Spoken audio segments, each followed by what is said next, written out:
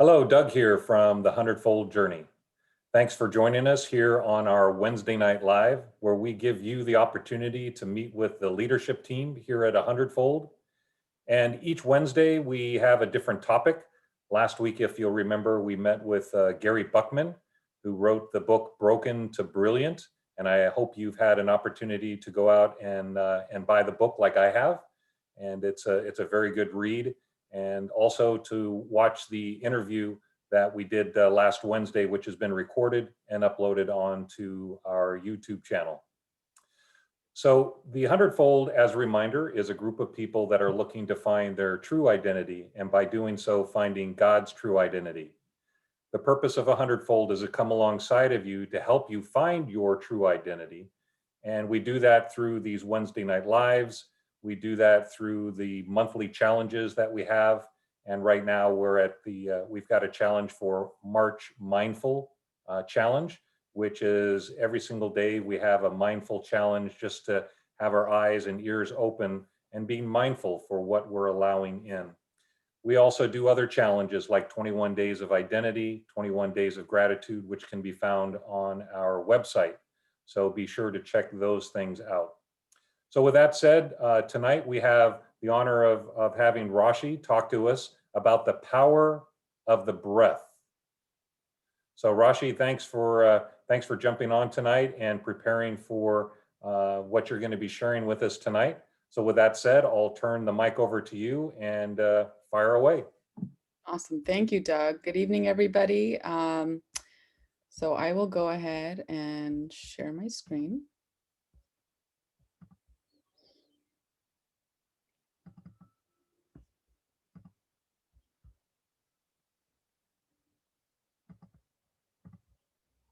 Okay, are you able to see this okay? Yes. Fantastic. Okay, so thank you for that great introduction, Doug. We'll just jump right into this. So tonight I just wanted to talk to you guys a little bit about the power of the breath. I came across an intriguing video of this man, and I'll go into his story tonight in detail, and just kind of the work that he's doing. I just thought this would be appropriate since we're in that Mindful March challenge. So yeah, so to begin with, I mean, a lot like just pretty much what Doug said with the Hundredfold Journey. Our purpose here is to walk alongside a self-healing journey with you, and find our true identity in God. And I wanted to share this because I just, I just had this innate feeling that the purpose here, it's not to feel righteous or to feel like, we, know it all, or we've figured it all out. It's really to just kind of share experiences and techniques and testimonials and stories with you, just on a learning basis, because really, I'm a student of Doug, to be quite honest. He's my teacher, and at times vice versa, I can be his teacher and I can kind of make him learn something or remind him of something that he's taught me. So, and that's really the relationship that that we have and we all have with our members. At times we can be students to each other and we can be teachers to each other as well. So I'm excited to be a part of this. And again, just like this picture kind of depicts, we want to light up the path for you, and just go along this journey with you guys. Yeah, and one thing, Rashi, too, is thanks for that. Sure. Is the purpose of the Facebook as well is giving our members an opportunity to share their stories Yes. and share posts of different sayings. We've got a couple of people that send us posts that are really good statements about who we are and just being mindful and such. So the tool, as Rashi said, is for all of us to share our experiences, to support one another, because we're all learning Yes. And we're all one. and we're all one. We're all one. So yeah, so just to start out with the breath, we're in the mindful challenge, and we're doing the mindful challenge this month. And I just thought it would be very appropriate to talk about the breath, because essentially it's everything. It's life, right? So we come into this world with our first breath. When we're born, we take our first breath, and uh, you know, similarly, when we leave this world, we take our last one. And in between, we're just kind of either conscious of our breath or we're really just kind of doing it autonomically. So approximately we take 25,000 breaths a day. And like I said, we do it either consciously or not. So uh, the autonomic nervous system, we'll go a little bit deeper into that, but it's comprised of the sympathetic and the parasympathetic nervous system. And each of these have a function essentially just to keep us in homeostasis, as they say, right? Just to keep the body balanced, keep it functioning the way that it should be, and keep it happy and strong. And so also talking about the breath, out of the 25,000 breaths per day, essentially, or, even throughout our life, we breathe. And how many of those breaths are we really conscious of, and so mindful breathing, and we really are mindful of our breath when we're either exercising, because I know it's like, when I'm working out or, lifting weights and whatnot, it's taught that, you inhale as you lift and exhale as you're letting go and whatnot. And so same thing in yoga, with the various different poses, as you're transitioning, you're doing the inhale and exhale. And meditation. And I apologize, I have to stress twice, but the deep sighs under stress. And that's really what kind of got me more mindful of my breath, and kind of thinking about how I can kind of touch on this topic, because there's so many days, when we get so many times, even in one day, that we get so overwhelmed, right? And we take these deep breaths and we're just like, oh, okay, let it go. And then all the other breaths are just kind of like inconsistent, and sometimes, I even catch myself sometimes not even like taking a breath, or it's like stuck somewhere. And I'm just like, wait, did I forget to breathe, or did I forget to kind of, give myself just that, that feeling of relaxation or comfort. And so, yeah, so just mindful breathing, and just being mindful of that each and every day is very important. So a little bit into the autonomic nervous system. This will be, I don't want to get too much into the science and the whole anatomical aspect of it, but I did want to give you guys a little bit of an understanding, a basic understanding, because this will come more into play when I go into the story of this man named Wim Hof, which I found him to be very intriguing. His just what he's doing for everybody is pretty fantastic. His method. So the sympathetic nervous system. So the the autonomic nervous system is basically the whole nervous system on a whole, and it's comprised of two parts, which is the sympathetic and the parasympathetic. And like it says, the sympathetic is the fight or flight response, right? So we are in survival mode, and it basically turns on certain neural pathways. It increases heartbeat. It tenses the muscles, and its um, basic purpose is to keep us alert, right? And to keep us ready to fight when we're in certain various different circumstances of danger and whatnot. And so likely the parasympathetic is similar. They're located in the brain, but two different parts of the brain. And essentially that also has a function of calming us down when we're in this danger circumstance, or what you have, what you may have it. Um, so moving on to Wim Hof. So the Iceman. I don't know how many of you have heard of Wim Hof. He is a very interesting, very, very interesting, very, very intelligent, I mean, I'm at loss of words for him. He's just fantastic overall. So he's known as the Iceman. And he's accomplished quite a bit. His achievements are just out of this world. And some of his extraordinary achievements include holding 26 Guinness World Records. And again, I couldn't list all 26, but there are some that I found to be very, very intense and, to say the least. He's climbed Mount Kilimanjaro, which is in East Africa, in nothing but shorts. It has an elevation of almost 17,000 feet. He's run a half marathon above the Arctic Circle barefoot, only wearing shorts again. He's swam underneath the ice, 217 miles below the surface. And I'm sorry, that's the distance for 217 miles. And he has also balanced on one hand, as you can see in the picture down below, at an altitude of almost 6,500 feet. He holds a record for submerging himself in ice for approximately 2 hours. And his feats don't necessarily just, they're not just in the cold. He's also done things in the heat. He's ran a full marathon without water in a desert as well.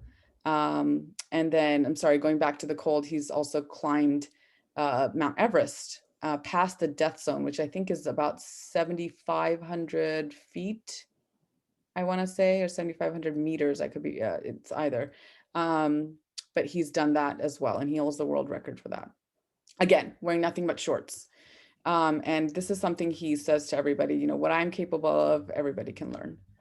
And he's just amazing.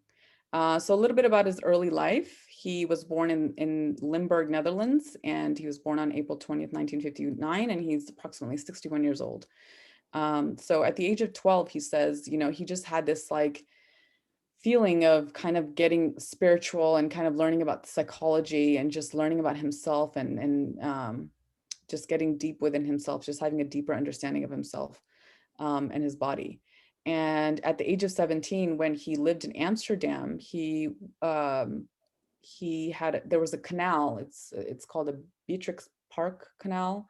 And it's about a half a mile, he said, from his home. And he just had this calling to kind of submerge himself in the cold water.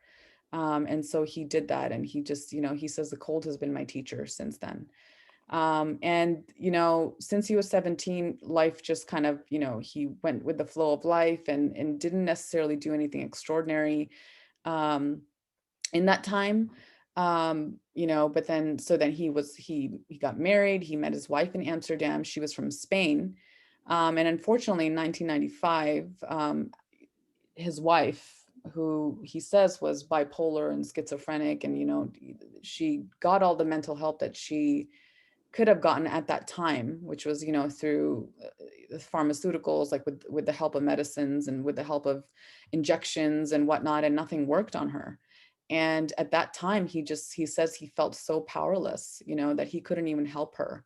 And, he says she was the love of my life. And just to see her suffer in that internally was very hard for him. And, he says, externally she was great. There were times that she was just so fantastic, like she was so extroverted, outgoing and just so cheerful. And then other days, she would just not want to get out of bed and engage. So that was hard on him. And they had 4 children together. And then suddenly, just one day, she jumped from an 8th story of a building and passed away because of suicide. And so that, I think, not I think, I know that he says was the start of his journey. He felt completely powerless. Like he had no money. He had 4 children to feed and take care of. And he just says, my children gave me purpose to live and lead a life again. And nature is what healed me. I went with the flow of nature and just, worked with it and healed myself and healed and helped my children. So I thought it was pretty phenomenal that he went through this experience and through this dark time and through this just low point in his life, feeling helpless, feeling powerless, to now suddenly, as you'll see, getting into his story, he full control of his mind, full control of the body, feeling very powerful eventually. So before we get into this a little bit, I wanted to talk about his achievements. And so when he's done all of these things, scientists have approached him and said, he probably has like a a genetic privilege, or he is just, he's very gifted and whatnot, or something along those lines. And Wim says he hates skepticism. And so to prove to everybody, to scientists specifically, that, he doesn't have any genetic advantage or privilege thereof, he is open to any kind of study, right? Anything they want to work with him on and kind of prove him on, he's willing to do. So he's done many, many studies with many various different scientific institutions. But tonight we'll talk about two that are pretty significant, and one of them being the Radboud University in the Netherlands. And so what they did is they injected Wim with 12 endotoxins. So before doing that to Wim, actually, they did a control study. They had to do two studies. So the first study, they did a control study of 100 people, and they injected them with endotoxins. And so endotoxins are essentially dead bacteria. And the purpose of this dead bacteria is to create a response in the body. So anything that is foreign in the body will attack, right, and create a response. So everybody has this innate immune response, as it is referred to. So they did this control study of 100 people. They injected them with an endotoxin, with bacteria, and their body had this response. And this response consisted of them getting sick, them feeling nauseous, getting fever, getting the shivers, just like, again, like we get the flu, for example, so it's like giving somebody flu willingly and watching them kind of suffer for a little bit, and then seeing how they bounce back, if they do or not. And so this is what scientists did during this study. And so all of these 100 people that they had this control group the control group consisted of, had this innate immune response. So they all got the same symptoms. They all had the same feeling.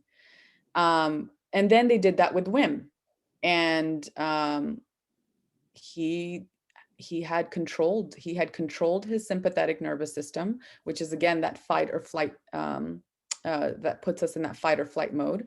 And his body did not have that immune response. He was able to essentially disseminate that bacteria and expel it.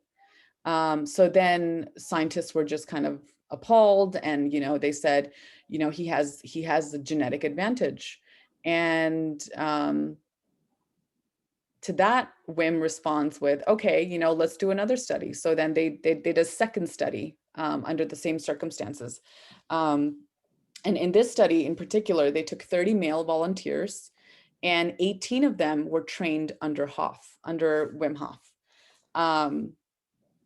And the other 12 were the control group. So they were injected with the endotoxin to create that innate immune response, to make sure that, that the reactions were the same and everybody was still having the same symptoms. So he took these 18, under his training, Wim took the 18 volunteers to Poland for 4 days. And what they did over those 4 days, that period of 4 days, were breathing techniques, meditation, and exposure to the cold.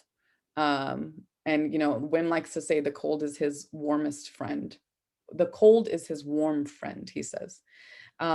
So again, they went to Poland, and over the 4 days, they did the breathing technique, meditation, exposure to cold, and they swam in the cold waters. They also stood and they laid down in the snow, in nothing but shorts, mind you. That is his key thing, right? And his thing is just, we're in this comfort mentality that, we don't like stress, basically. But then he goes in, and we'll learn this, but he says stress is actually good for you. Purposeful stress, not just the stress about, the other things that we were about, like job and whatnot, job and house and etc. And so during this training, they were able to do all of these things. And the ultimate test at the end of this training was climbing a mountain that is 1,590 meters, and with a wind chill of -23 degrees Celsius in nothing but shorts again. So then they went back into the study. They went back into their scientific experiment, and um, so the other 12 had the innate immune response, and they were, feeling sick and whatnot. And so the 18 that were trained under Hoff, they all came back. And for the first 2.5 hours of the experiment, they performed the breathing techniques that Wim had taught them. And through this breathing technique, they were able to release adrenaline. And adrenaline is what creates energy, right, in the body. And that is the way that you're able to essentially control the temperature of your body. And so they were successful. They were all able to have the same exact response as Wim did initially, have a controlled response where they were able to dispel the body of that endotoxin, of the bacteria. And they didn't feel any symptoms of sickness, of any nausea or fevers or chill, or whatever the symptoms were that the 12 controlled volunteers felt. So that was pretty amazing. He kind of, um, prove them wrong, essentially, that he's not the only one that can do this, that anybody can learn and anybody can work with their body and do just what he does. So this is the second study that he did with Wayne State University in Michigan in 2018. And this is also known as the brain over body study, which was essentially the purpose of the study was to understand the brain function that allows Wim to withstand extreme exposure to cold. So how they did this study is they created a special suit that had, so imagine kind of like a scuba suit, just like you see in this picture. And so they're able to inject this suit with water, and water of a certain temperature. So it could be extremely cold, extremely hot.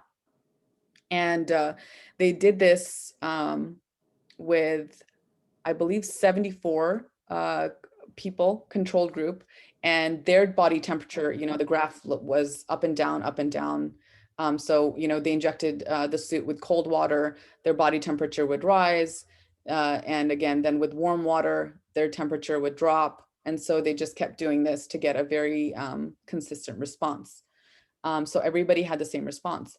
Whereas then they did it with Wim, and he was kind of plateau at the top, very consistent, 34 degrees Celsius, which is 93 degrees Fahrenheit body temperature. And he kept it consistent for 25 minutes. And the scientists were getting actually concerned because when they injected the suit with cold water, he was actually turning the water hot. Like he was able to alter the temperature of the water and the suit itself through the temperature of his body, which I thought was very intriguing. So they wanted to know what's going on. And so they did a PET scan and an MRI of the brain. And they were able to find that through the PET scan, they saw that there are these muscles under the rib cage called the intercostal muscles. And they were releasing glucose and burning glucose to generate the heat. And then as they did the MRI, they wanted to see what's happening in his brain, the activity in his brain.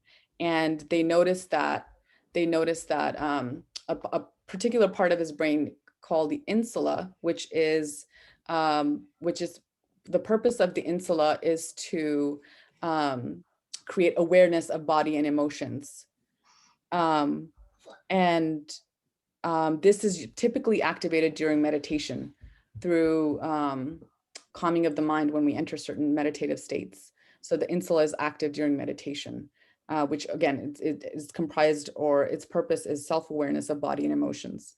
So what they noticed is when they did his MRI, when they did an MRI on Wim, they noticed that his insula, the activity in his insula had decreased during the exposure to the cold water. And he was able to, again, he was able to control his body temperature through the suit. So the insula, yeah. So the insula decrease in activity. And then another part of the brain, which is located in the brainstem, was activated, which generated more of a control on his sympathetic nervous system.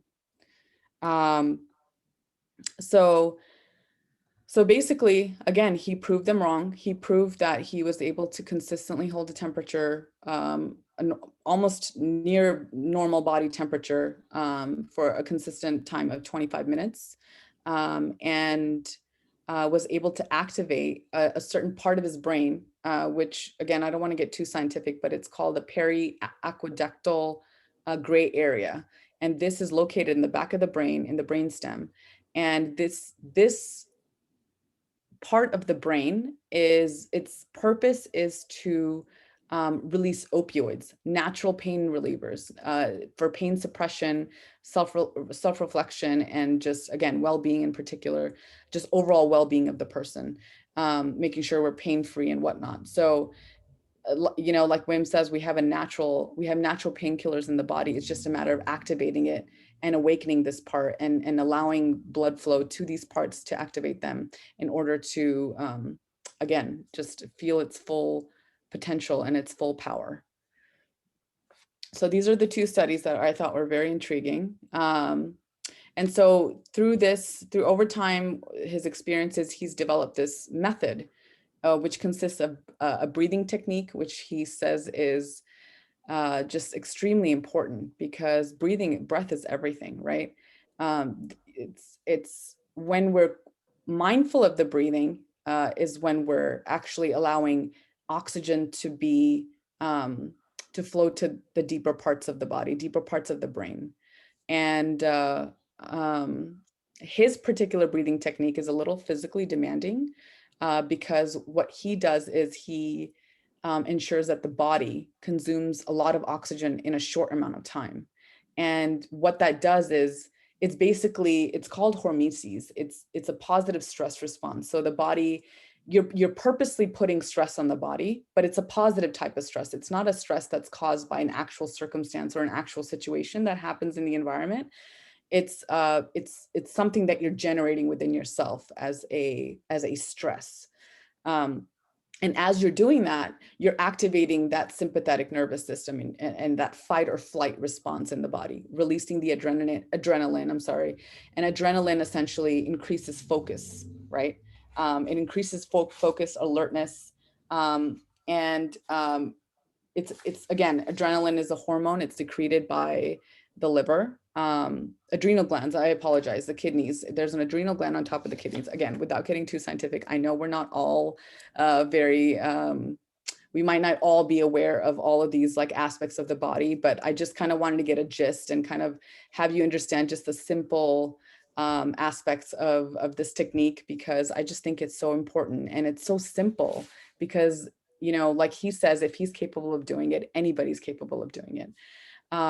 So back to adrenaline. Adrenaline is a hormone. It's secreted by the adrenal glands, and it's especially released in conditions of stress, and it increases blood circulation, and breathing, right? So heavy breathing, and again, vice versa. It's the heavy breathing that causes this adrenaline release and causes this response in the body.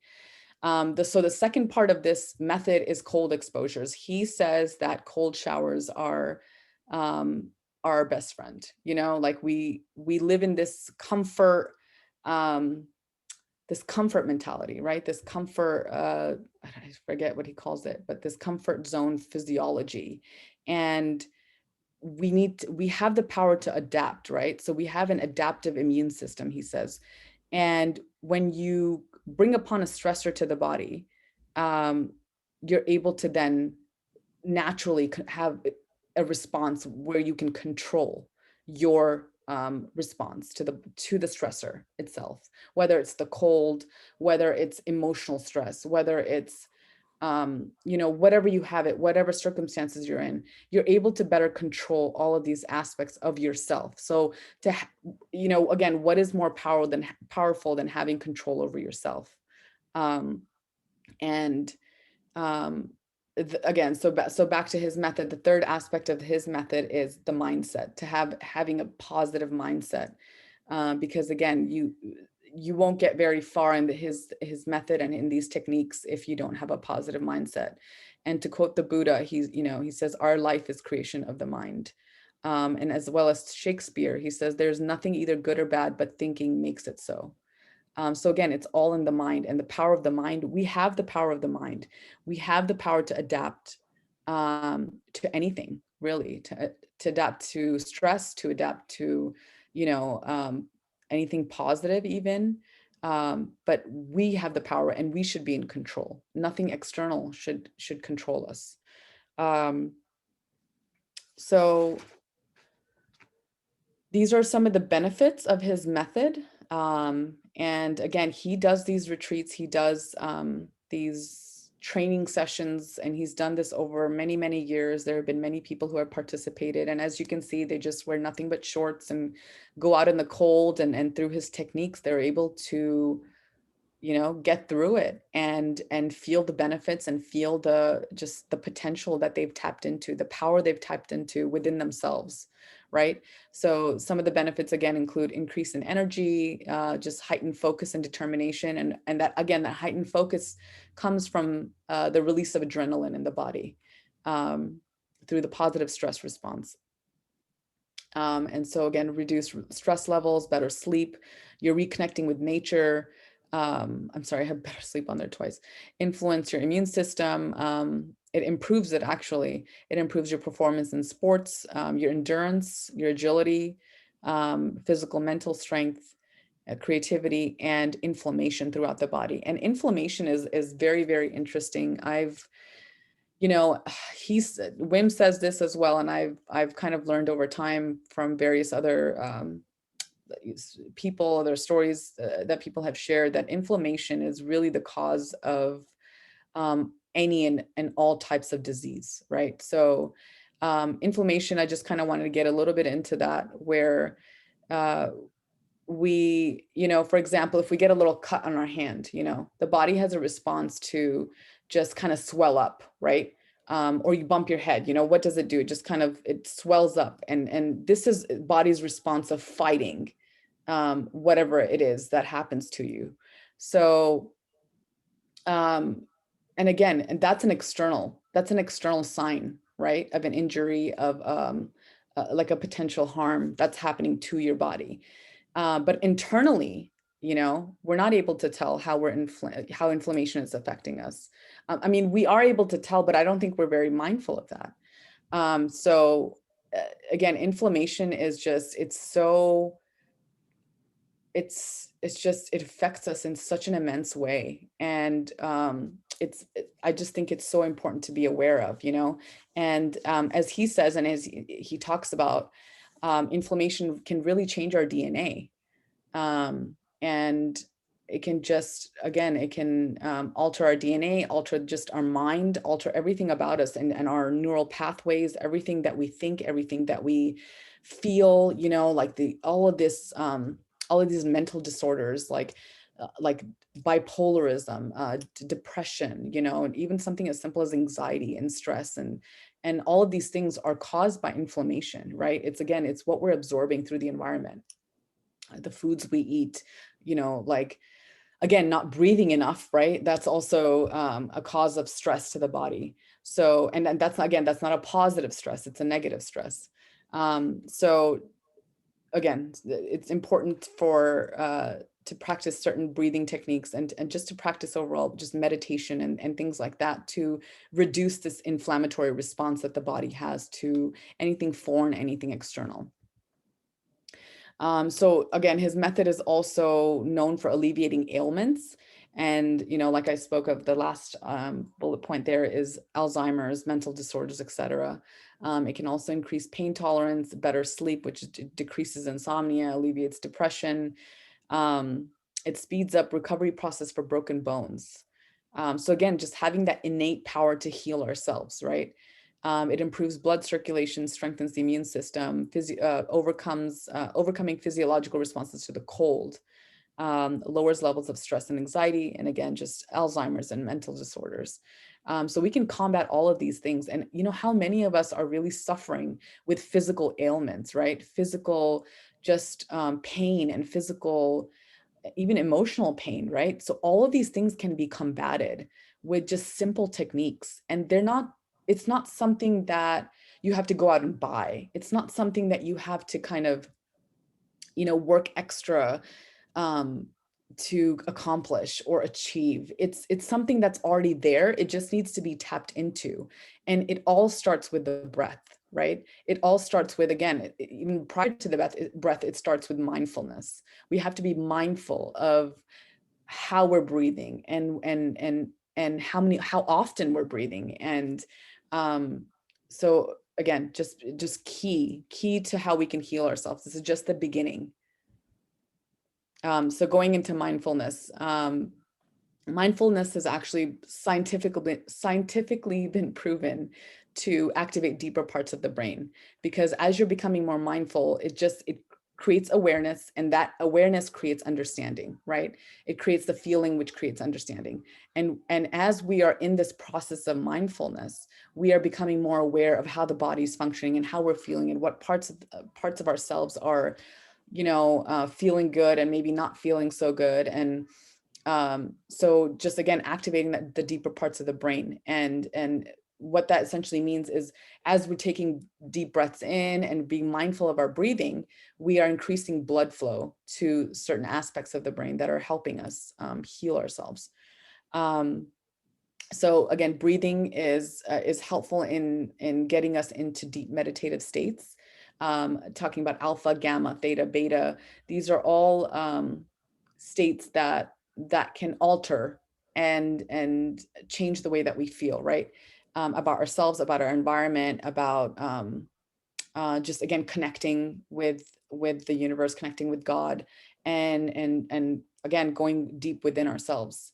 Um, so again, like I said, mindfulness also creates awareness and resonance. During meditation specific, I particularly like to chant like some mantra, to specifically the Om mantra. I like to just say Om, because Om is a resonance, it's a vibration. And I can physically feel myself kind of feeling different and changing the way that I feel throughout the day, throughout even just in that, even if it's just 10 minutes a day and I'm chanting this. Um, just that resonance and that vibration in the body is very helpful and very calming. It calms the mind, it relieves stress and anxiety and whatnot. So like he says, we have the innate capacity to activate the healing aspect of ourselves, and it just needs to be awakened. It's not something, again, like we need to go out and get, or go out and just, go the extra mile to achieve, or just takes a little bit of practice. It takes a little bit of a technique. And, if we can share this with each other and just learn from each other and practice it together, I think it's so beneficial to all of us, and it's so helpful. And why not, right? God created us to have a purpose on this planet, on this earth. And why not live to the best of your potential, right? um, Live a fulfilling life, essentially. So just to end this presentation with, what I can do, anybody can do. It's only training, it's only awakening, because it's already there. And he's just amazing achievements, amazing accomplishments. And then just this last bit, we've got the power to be the alchemist within our body. That's the way nature meant it to be. And yeah, I think this pretty much sums up everything that what he's about, what our purpose tonight with this presentation is, essentially to just share this information, because I honestly found it to be very, very intriguing, very helpful, and just it's very mind-boggling that, someone like him, he went through a pretty traumatic experience in his life and was able to come out of that feeling, from going, extremely powerless, feeling completely helpless, hopeless, to then coming full circle and feeling extremely powerful, right? Having full control of his mind, power of the mind, having full control of the body, and just having this innate capacity to heal himself and even alter his surrounding, right? Like he was able to change the temperature of the water. He was able to change the temperature of the environment. And so I thought that was pretty fantastic. That's great. Very good.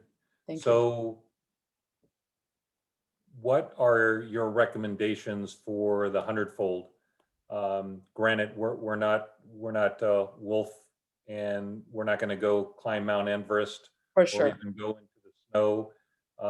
However, we could if we get good at this. So, what Yeah. are some practical things that maybe that you're currently doing, where you're implementing these, that you could recommend for our members, our listeners? Absolutely. So again, just kind of starting with the basics, right? I know this is a little extreme, and this is kind of um, going to another tangent and another conversation, or a deeper conversation, deeper level conversation. But the purpose of this was just to show you that anything is possible, right? And what we can do is just start with the basic, and the basic is just being mindful, right? Mm, Being mindful yeah. and being aware of your body. And that's something that I've instilled in myself. And honestly, the challenge that we're doing, and how I'm able to kind of come up with our daily kind of reminders, has really helped me kind of be more mindful of everything that I'm doing, everything that I'm saying, everything that I'm feeling, even just breathing, right? The power of the breath. I feel myself sometimes just getting stuck, and feeling like, okay, I need to take a few deep breaths, Um, so I think the basic thing that we can do is, number one, being mindful of ourselves, being aware of ourselves. And number two, the breath, focusing on the breath, right? So anytime that we don't even have to, we don't have to necessarily meditate, but this is something I like to do. I like to meditate. Um, and again, I'm not a professional. I'm not someone that has been doing this for many, many, many years or for a very long time. I'm still a novice, and I'm still new to this, to meditation. And even just until, so I want to say consistently doing it since the beginning of this year, 1st of January. I started doing meditations every day, and I can feel the difference. I can feel the benefits of it. I can feel that, um, just having a more of a sense of control. And it, again, it works hand in hand. Mindfulness and meditation, they both kind of work hand in hand, where mindfulness helps you get into deep meditation, where you're focusing on the breath, right? And you're taking these deep breaths, and you're aware that you're inhaling, you're exhaling, you're inhaling, you're exhaling, and you're getting into this deep meditative state. And vice versa, meditation then, as you're doing that, is also helping you become more mindful. And um you kind of, I know, at least I do this. As I'm meditating, I'm focused on this feeling of being in this state, of this meditative state. And throughout the day, when I have some stressor, external stressors coming my way, um I kind of set myself back into that meditative state.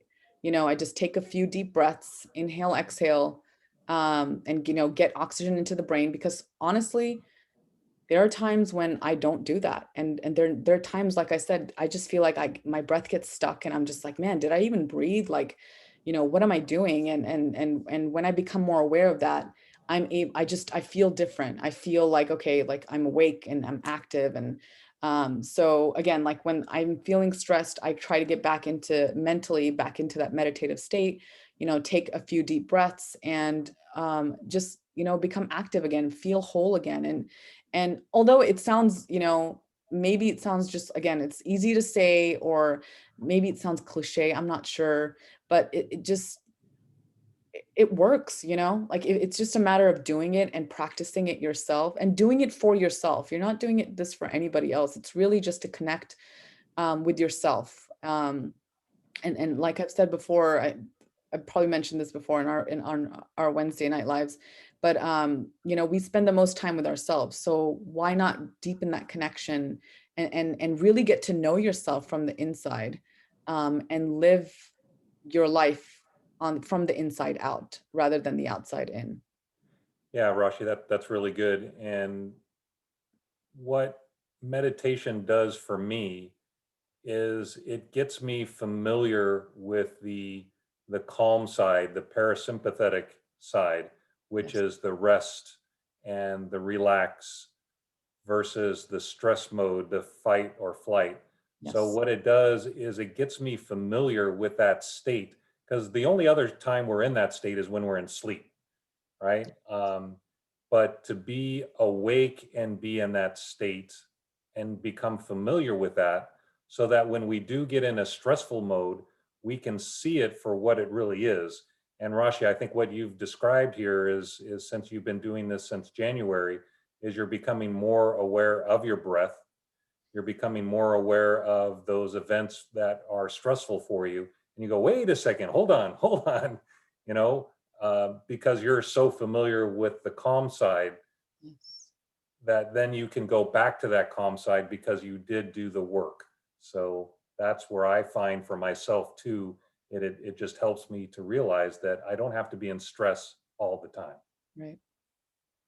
And an Right. environment right now, where we're all at is it's high stress. Yes, exactly. All negative, negative high stress. Yeah. So Rashi, this is fantastic. Thank you so much for sharing everything that you've learned here.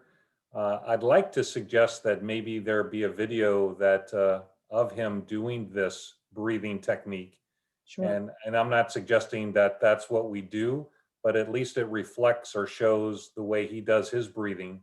Absolutely. And so maybe there's a video or something that we can do as a link.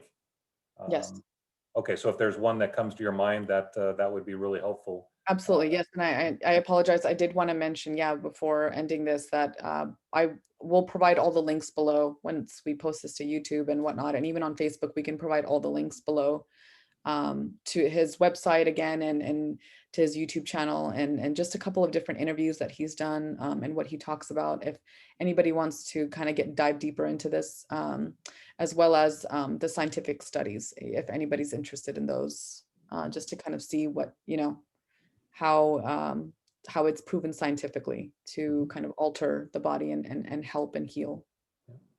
And as usual with a hundredfold, if you have any questions, you can always reach out to us either on email through the hundredfold journey at gmail.com or at our Facebook and just enter a post and we'll respond accordingly. So Absolutely. Rashi, thanks again for putting this together. This was fantastic. I learned a bunch tonight, and this guy sounds amazing. And I might even try a cold shower tomorrow morning. Yes, I know. Me too. I'm kind of working myself towards that. Every time I get in the Yes. shower, I'm like, cold shower today or not? And I'm like, it's too cold. But Yes. I'm definitely working myself towards that as well because I'm really intrigued and interested to see how that would go. Yes. Yes. All right. Well, again, thank you very much, and thank you for watching this video. And again, we'll post the links down below. And Well, with that said, thanks for your time, and bye for now. bye. Thank you.